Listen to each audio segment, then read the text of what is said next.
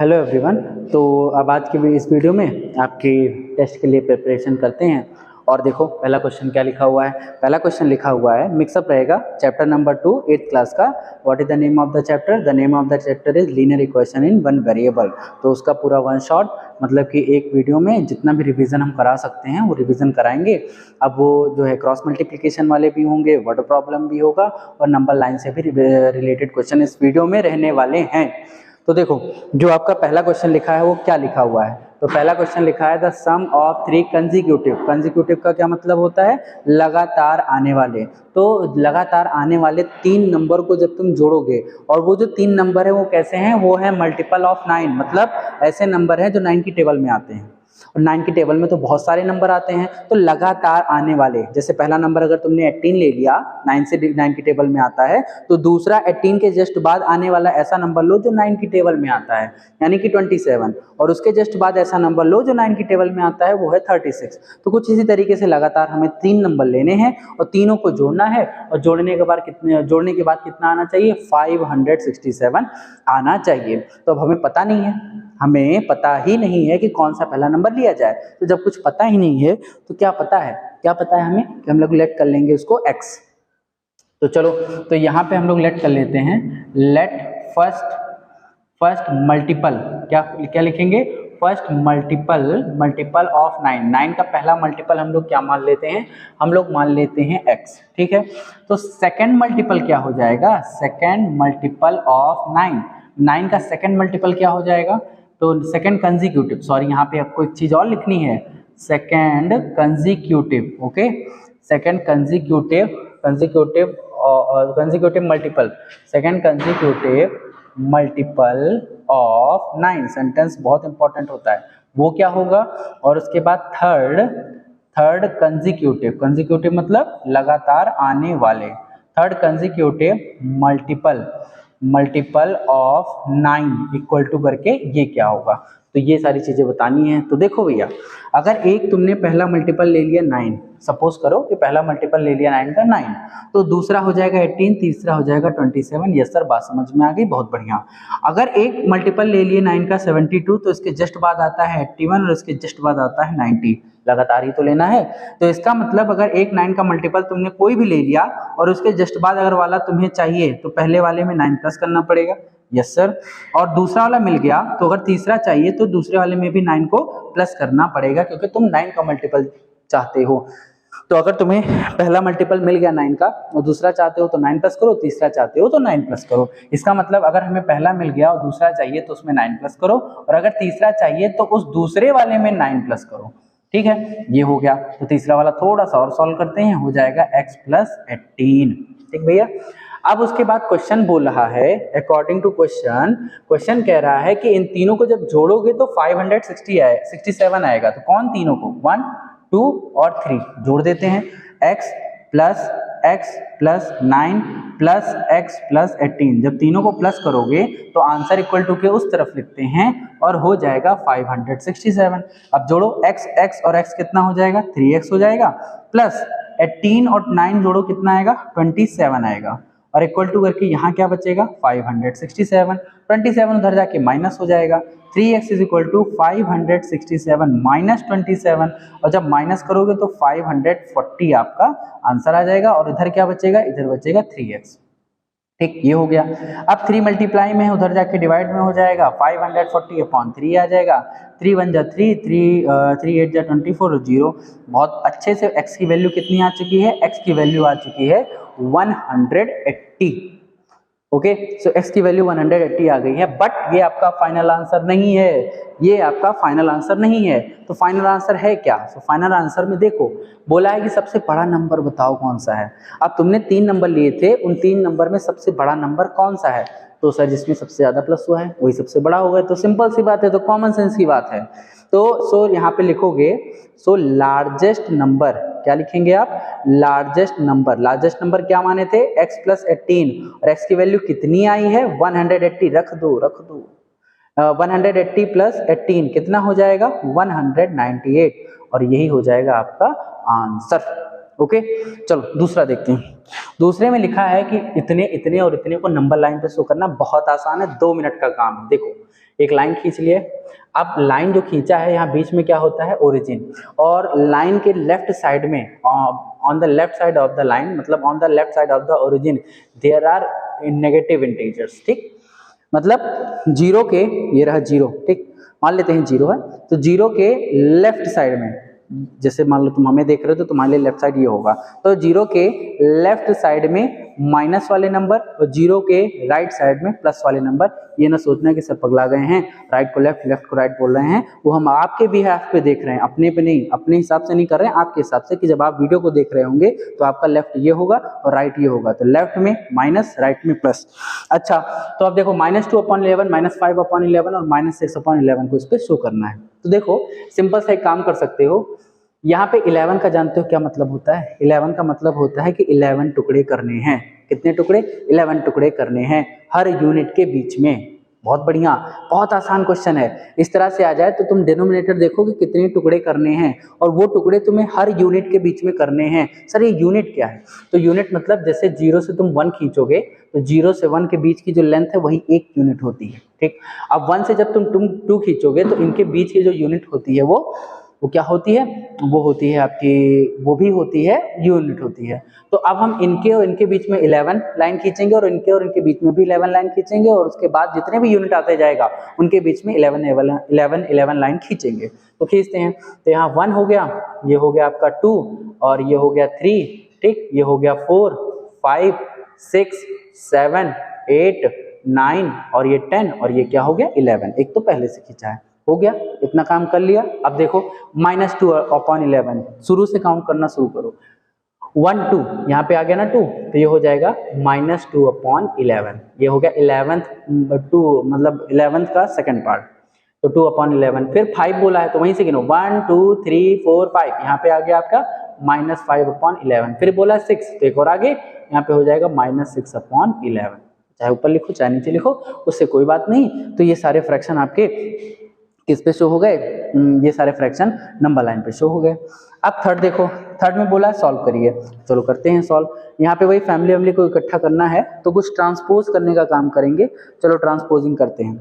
यहाँ पे लिख लेना कि इनको ट्रांसपोजिंग वाला जो है, जो काम है उसको करके दिखाना है, ट्रांसपोजिंग करना है। तो ये रही फैमिली, ये रही फैमिली, इस फैमिली को उठा के इधर और इस फैमिली को उठा के इधर करने वाले हैं। तो यहाँ पे लिखेंगे 3m और यहाँ m प्लस में था ना, इधर आके माइनस में हो गया 3m - m और इधर क्या बचा था 16 और उधर क्या था -1 आके +1 हो गया। ये हमने पहला स्टेप किया। पहले स्टेप में वेरिएबल को वेरिएबल के साथ और कांस्टेंट को कांस्टेंट के साथ मिला दिया। LHS से कुछ RHS मिलाए हैं, RHS से कुछ LHS मिलाए हैं और लाते टाइम माइनस में था तो प्लस, प्लस में था तो माइनस, इतना काम हो गया। सो अब यहाँ पे लिख दो, क्या लिखे हैं? ट्रांसपोजिंग। ट्रांसपोजिंग क्या ट्रांसपोजिंग किए हो? m को LHS में ले गए हो, कहाँ से? RHS से। तो transposing m from RHS to LHS and क्या लेकर गए हो? 1 फ्रॉम, कहाँ से? From LHS to RHS। LHS से RHS में हम लोग लेकर गए हैं वो। अब 3m में से अगर 1m, m मतलब 1m, 3m में से अगर एक m निकल जाएगा तो 2m बचेगा, इक्वल टू 16 और 1 होता है 17 और m इक्वल टू हो जाएगा 17/2 और बड़े ही प्यार से ये आपका आंसर रेडी हो जाएगा, ठीक। अब सेकंड देख लेते हैं। सेकंड में लिखा है 6x + 1/2 = 15x - 17/2। जरा इस पे ध्यान दो कि कौन सी चीज को इधर उधर लानी है और ले जानी है। तो भैया यहाँ पे फैमिली को तो इधर उधर लेकर जाएंगे और किसी की हिम्मत तो है नहीं इधर उधर ले जाने की। तो देखो 6x है और ये 15x है, दोनों एक फैमिली के लग रहे हैं। हाँ सर, और 1/2 और 17/2 एक कांस्टेंट टर्म है, ये भी एक फैमिली का लग रहा है, तो उनको उधर कर दो, उनको उधर कर दो। तो हम लोग क्या करते हैं, यहाँ पे 1/2 लिखा है, उधर से इसको ले आते हैं, प्लस 17/2 कर दिया।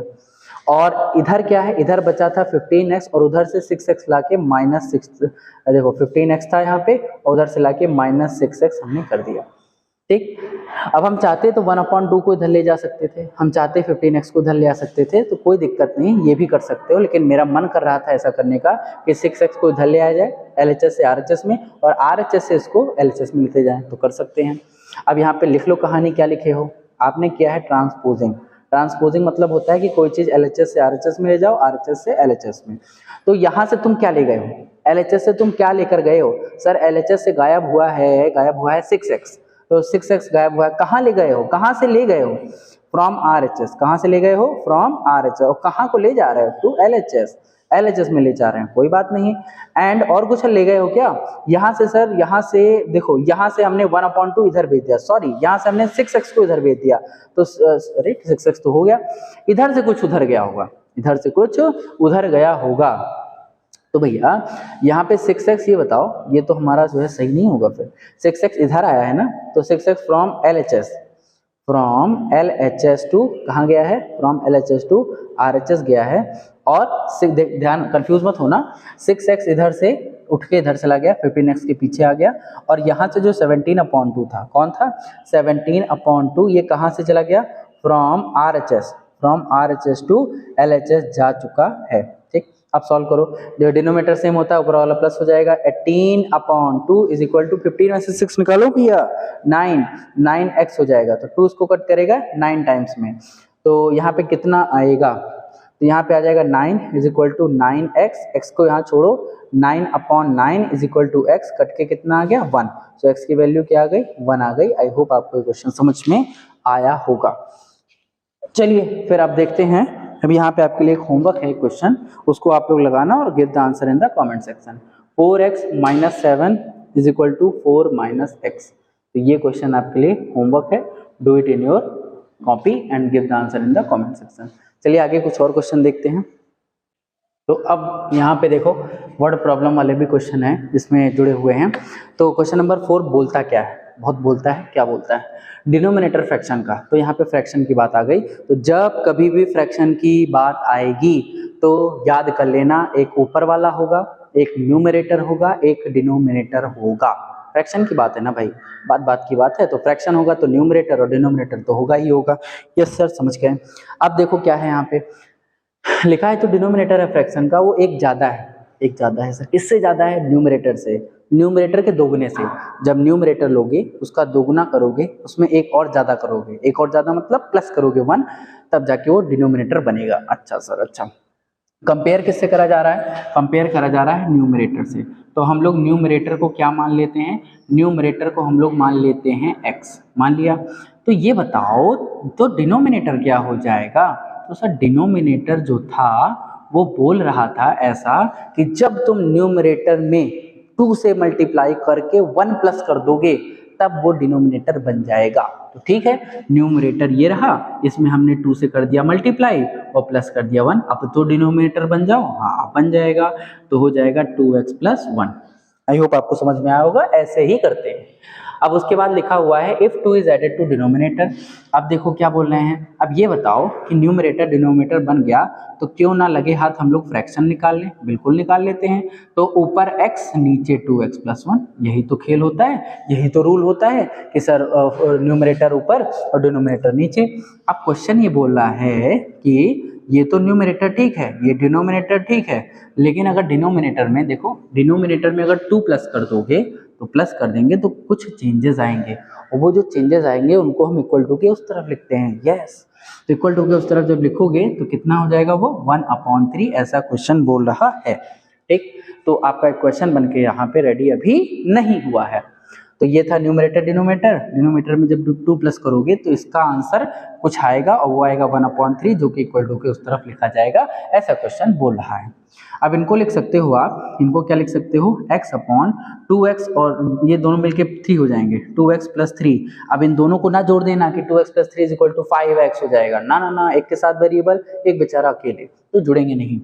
और यहाँ पे हो गया 1/3। अब कर दो क्रॉस मल्टीप्लाई, विच इम्प्लाइज 3 का जब x से करोगे तो कितना आएगा, 3x आएगा, इक्वल टू जब 2x 3 का 1 से करोगे कोई असर नहीं पड़ेगा, 2x + 3 हो जाएगा। फैमिली इधर ले आओ तो क्या हो जाएगा, 3x माइनस का 2x, और उधर क्या बचा 3, 3x में से 2x निकालोगे तो 1x, यानी कि x, और x की वैल्यू बड़े प्यार से कितनी आ गई, 3 आ गई। तो फ्रैक्शन क्या है, तो सर फ्रैक्शन क्या है, फ्रैक्शन माने क्या थे? फ्रैक्शन माना था x अपॉन और 2x प्लस 1, यही तो फ्रैक्शन माने थे। तो जहां कहीं भी x है अब वहां पे हमें वैल्यू मिल चुकी है, लिख दो। तो 2 इंटू 3 प्लस 1 कितना हो जाएगा? 3 अपॉन 3 2 जा 6 और 1 7, 3 अपॉन 7 क्या हो जाएगा? आपका आंसर हो जाएगा। देख रहे हो कितने सिंपल क्वेश्चन है और आपको डरा कर रखा हुआ है। चलो क्वेश्चन नंबर 5। अब क्वेश्चन नंबर 5 देखने में लंबा चौड़ा लग रहा होगा, लेकिन लंबा चौड़ा है नहीं। सॉल्व करते हैं। तो पहले ब्रैकेट के अंदर ब्रैकेट को सॉल्व करो, ठीक। ब्रैकेट के अंदर ब्रैकेट को, तो एक ब्रैकेट ये हो गया, एक ब्रैकेट ये हो गया। पहले अंदर वाले ब्रैकेट खोलो तो सही। तो 2x plus 3 plus x plus 5, कोई चेंजेस नहीं हुए क्योंकि ब्रैकेट के बाहर तो प्लस की साइन लगी है, माइनस की लगी होती तो सबकी साइन चेंज हो जाती है। और बाहर यहाँ कौन है? 2 है। इक्वल टू है कि प्लस है? प्लस है। अब ये बड़ा वाला ब्रैकेट अभी लगा रहने दो, और अंदर क्या है? 2x प्लस 3, और देखो माइनस, ध्यान रखो ब्रैकेट के बाहर अगर माइनस तो अंदर जाके सबकी साइन बदल देगा, सबकी साइन बदल देगा। अगर प्लस में तो माइनस, माइनस में तो है प्लस, यही हो जाएगा। तो यहाँ पे हो जाएगा -x और -5, और यहाँ पे 2, और यहाँ पे क्या है? 10 2 जा 20, 20 में 92 प्लस करो तो कितना आता है? तो 9 2 11 112 आ जाता है। आई होप आपको ये चीज समझ में आया होगा। और उसके बाद अब यहाँ पे पहले प्लस करो, 2x और x होके हो जाएगा 3x, और 5 और 3 हो जाएगा 8। फैमिली को जोड़ दिया, पास पास में थी, और अभी भी ब्रैकेट लगा रहने देंगे और बाहर आ जाएगा 2। और प्लस सेम काम यहाँ पे 2x में से अगर एक x निकल जाएगा तो 1x बचेगा, जिसको हम x भी लिख सकते हैं। और 3, अब देखो 3 प्लस में है, 5 माइनस में है, यही तो फैमिली है। तो एक प्लस में एक माइनस में होगा माइनस, बड़े की साइन लगेगी, तो 5 में से 3 निकला 2, और बड़े के साइन -2 हो जाएगा। और बाहर अभी भी कौन है? 2 है, और यहाँ पे क्या आ गया? 112 आ गया। अब तुम यहाँ क्या करो? 2 ब्रैकेट खोलो और बाहर 2 है, मल्टीप्लाई में अंदर मल्टीप्लाई करा दो। तो 2 का जब अंदर मल्टीप्लाई कराओगे तो 6x, और 2 का इससे कराओगे तो 8 2 जा 16, प्लस जब 2 का इससे अंदर मल्टीप्लाई कराओगे 2x, और इसका कराओगे तो माइनस का 4 इज इक्वल टू 112। अब 6x और 2x कितने होते हैं? 8x। 16 प्लस में है, 4 माइनस में है, माइनस हो जाएगा प्लस, कितना हो जाएगा? 12 हो जाएगा, इक्वल टू हो जाएगा 112। ये चीज तो समझते ही होंगे कि फैमिली के साथ प्लस माइनस होता है, फैमिली के साथ प्लस माइनस होता है। ये दोनों जुड़ के 8 हो गए, और 16 में से 4 निकाल दिए, 12 बच गया। अब 12 प्लस में है, उधर जाके माइनस में हो जाएगा। 8x is equal to 112 minus का 12 हो जाएगा। तो 8x इज इक्वल टू कितना आ जाएगा? 100 आ जाएगा। तो x इज इक्वल टू क्या हो जाएगा? अब 8 मल्टीप्लाई में नीचे जाके डिवाइड में, तो ये डिवाइड में हो गया। Both the number are divisible by 5, 4 2 जा 8 और 4 25 जा। सो x की वैल्यू कितनी आ गई? x की वैल्यू आ गई 25/2। देखा कितना आसान था। इस तरह के क्वेश्चन को करने के लिए पहले ब्रैकेट के अंदर ब्रैकेट लिखा होगा, पहले अंदर वाला ब्रैकेट सॉल्व करो, और ब्रैकेट सॉल्व करते समय ध्यान रखना कि अगर ब्रैकेट के बाहर माइनस की साइन है तो सब की साइन को बदल देगा। इस बात को आपको गौर करना है। फिर अंदर वाला ब्रैकेट सॉल्व हो गया, तब बाहर वाला ब्रैकेट खोलो। कोई नंबर है तो अंदर सबसे मल्टीप्लाई, कोई साइन है तो अंदर सबसे मल्टीप्लाई, प्लस तो कुछ बिगाड़ नहीं पाएगा क्योंकि उसकी इतनी हैसियत नहीं है, लेकिन माइनस बिगाड़ देगा, उसकी बहुत बड़ी हैसियत है, उसके चाचा विधायक हैं। यही सारी चीजें हैं। तो चलो आगे नेक्स्ट क्वेश्चन नंबर जो 6 लिखा हुआ है, क्वेश्चन नंबर 6। अब अगर आप इसको लगा ले जाते हैं या हम लगवाते हैं और आपको अगर समझ में आ जाता है तो जान लो कि वर्ड प्रॉब्लम आपको आ रही है, और मतलब अब तुम चेज कर सकते हो और छोटे मोटे क्वेश्चन वर्ड प्रॉब्लम के बड़े आराम से लगा सकते हो। किसके? वर्ड प्रॉब्लम के बड़े आराम से छोटे मोटे क्वेश्चन, या थोड़ा सा लेवल अगर आप कर दिया जाए तब भी लगा ले जाओगे, अगर ये क्वेश्चन आपको समझ में आ जाता है। नहीं आता तो वीडियो को रिवर्स करके 2-3 बार देख सकते हो, तब समझ में आ जाएगा। तो चलो यहाँ पे लिखा है कि Sunita is twice as old as Ashima. यहाँ पे दो महिलाएं हैं, 2 औरतें हैं, जिनका नाम, एक का नाम है सुनीता और एक का नाम है अशिमा, और उनके एज के बारे में बातें हो रही हैं। तो यहाँ पे देखो Sunita is twice as old as Ashima, मतलब अशिमा जितने भी साल की होंगी उसका दोगुना कौन है? सुनीता है। तो यहाँ पे हम लोग मान लेते हैं लेट अशिमाज एज, ठीक, जिससे कंपैरिजन करते हैं उसको हम लोग x मानते हैं। तो अशिमा की जो एज है वो हम लोग मानते हैं कि वो x साल की है, ठीक है। तो इसका मतलब जो सुनीता है, कौन है? सुनीता, वो उनकी दोगुनी है। तो ये दोगुनी का मतलब क्या होता है? दोगुनी का मतलब होता है 2x।